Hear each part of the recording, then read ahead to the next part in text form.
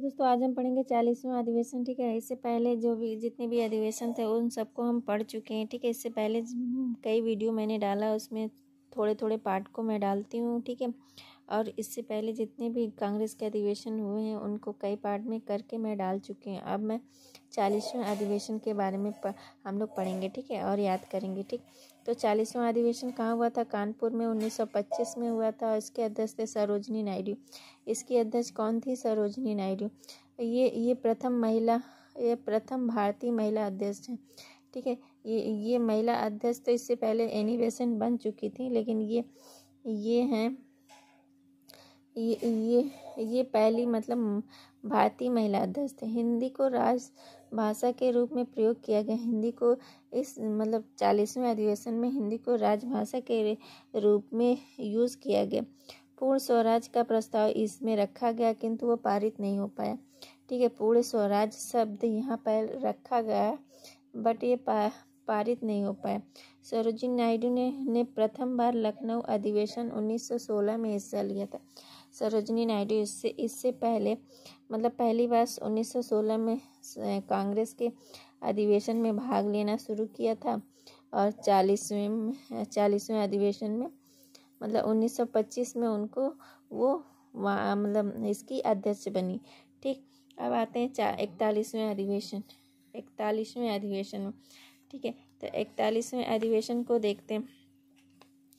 41वां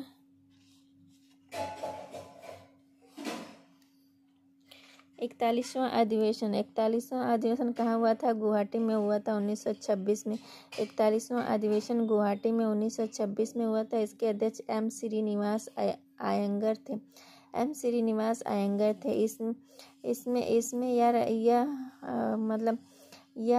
ये नियम बनाया गया कि मतलब जो कांग्रेस के जितने भी नेता हैं उनको खादी के वस्त्र पहनना अनिवार्य कर दिया गया। मतलब खादी ही पहनना उनको अनिवार्य कर दिया गया। अगर वो कांग्रेस के मतलब नेता हैं तो उनको खादी पहनना ही है। ठीक है, उनको खादी पहनना ये अनिवार्य कर दिया गया। ठीक है, तो उसके बाद आता है 44वां अधिवेशन। 44वां अधिवेशन ये 44वां अधिवेशन लाहौर 1929 में हुआ था। 44वां अधिवेशन लाहौर में 1929 में हुआ था। इसके अध्यक्ष जवाहरलाल नेहरू थे। इस अधिवेशन में पूर्ण स्वराज का प्रस्ताव पारित किया गया। मतलब पूर्ण स्वराज का प्रस्ताव कब पारित हुआ? 31 दिसंबर 1929 में। 31 दिसंबर 1929 में पूर्ण स्वराज का प्रस्ताव पारित हुआ। ठीक है, 1930 में कांग्रेस का कोई भी अधिवेशन नहीं हुआ। 1930 में कांग्रेस का कोई भी अधिवेशन नहीं हुआ, और 1930 में कोई अधिवेशन नहीं हुआ। 26 जनवरी 1930 को पूर्ण स्वाधीनता दिवस मनाया गया। ठीक है, 26 जनवरी 1930 को पूर्ण स्वाधीनता दिवस मनाया गया। ठीक, अब आते हैं 45वां अधिवेशन। ठीक है, 45वां अधिवेशन देखते हैं। 45वां अधिवेशन कहाँ हुआ था? कराची में हुआ था, और इसके अध्यक्ष कौन थे? सरदार वल्लभ भाई पटेल। सरदार वल्लभ भाई पटेल इसके अध्यक्ष थे, और ये कहाँ हुआ था? कराची में। कब हुआ था? 1931 में हुआ था। ठीक, तो गांधी इरविन समझौता इसी अधिवेशन के टाइम में हुआ था। गांधी और इरविन के बीच में जो समझौते हुए थे वो इसी अधिवेशन के टाइम में हुआ था। गांधी जी को प्रतिनिधि के रूप में गोलमेज सम्मेलन में नामित किया गया। मतलब इसे 45वें अधिवेशन में गांधी जी को गोलमेज सम्मेलन का सदस्य बनाया गया। ठीक है, मतलब नाम उनका लिख दिया गया कि वो इसके प्रतिनिधि रहेंगे। ठीक है, गोलमेज सम्मेलन के। और गोलमेज सम्मेलन 3 गोलमेज सम्मेलन हुए थे। 3 गोलमेज सम्मेलन हुए थे 1930 में, 1931 में और 1932 में।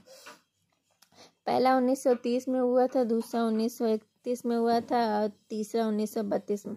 और गांधी जी किस अधिवेशन में भाग लिए थे?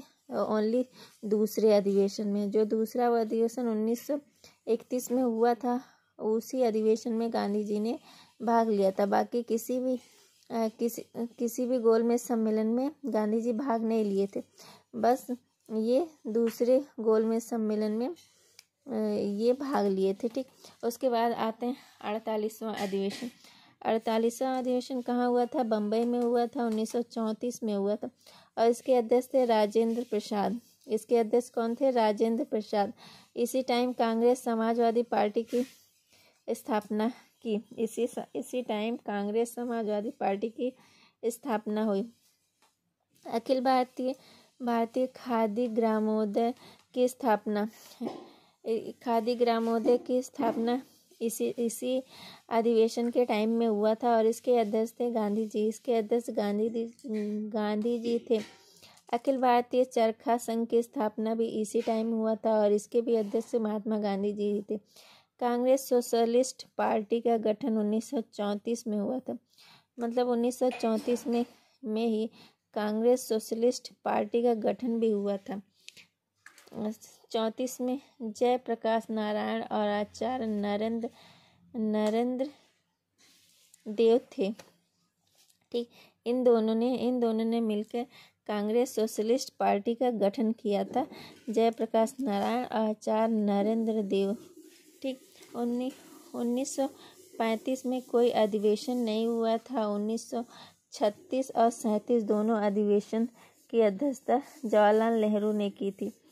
ठीक है, 1936 ये देखिए 1935 में कोई अधिवेशन हुआ नहीं था। ठीक, 1935 में कोई अधिवेशन नहीं होता। 1936 और 37 दोनों अधिवेशन की अध्यक्षता कौन की थे? जवाहरलाल नेहरू ने किया था। बहुत इम्पोर्टेंट यहाँ पे बात है जो पूछ लेता है कि 1936 और 37 में अधिवेशन में कौन भाग लिया था, कौन इसके अध्यक्ष थे? तो जवाहरलाल नेहरू थे। ठीक है, ऐसी छोटी छोटी बातों को पढ़ेंगे, याद करेंगे, आगे बढ़ेंगे। Thank you. मेरी वीडियो कैसी लगी प्लीज़ कमेंट करके बताइए। मेरे वीडियो को लाइक कीजिए, शेयर कीजिए, सब्सक्राइब कीजिए।